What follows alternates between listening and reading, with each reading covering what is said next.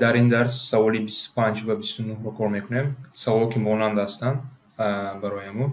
سوال درباره شتاب است. گرافیکی نسبت سرعت و از وقت نشان داشته است و از ما چه می‌پرسد؟ شتاب رو می‌پرسد. بیاین شتاب رو به خاطر بیاریم. شتاب چی بود؟ با حرف A نشان میدیم. این وکتوری است. چی است؟ سرعت تقسیم وقت. یعنی سرعت تقسیم وقت میکنیم برای شتاب رو گرفتن. و از اینجا برای شتاب رو گرفتن یک نقطه یابیم که کوردینات هایی بوتون داشته باشن. مثلا چی گرفته میتونم؟ 6 و 12 این نقطه رو گیریم. وقت 6 است، سرعت 12 یا اینکه 8 و 16 گرفته میتونه. یعنی حرکت کنیم وقتایی گیریم که 4 و 8 عددهای بوتون به شما دیاد.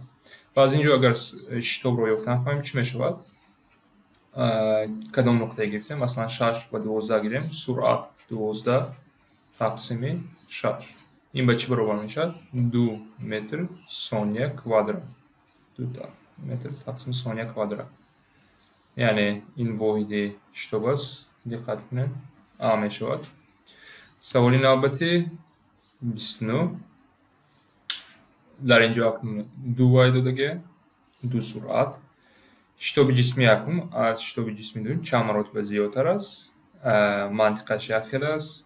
اکنون یک نقطه رو انتخاب کنیم که یک وقت رو انتخاب کنیم که مثلا با 6 رو گیرم. در جسمی دوم در 6 ثانیه با سرعت 6 متر ثانیه حرکت میکند. جسمی یکم باشد با 12 و شتاب هر دو آنها رو علایده می‌یابیم. بیاین یک بدو کنیم.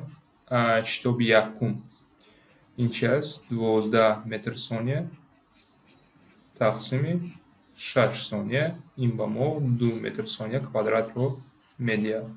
شتاب دوم باشد. جسم دوم سرعت 6 متر تقسیم ثانیه تقسیم 6 ثانیه با این به چی برابر میشد؟ 1 متر ثانیه در کوادرات. اکنون می‌بینیم که چند فرق است. شتاب جسم یکم از دوم 2 مراتب زیادتر است.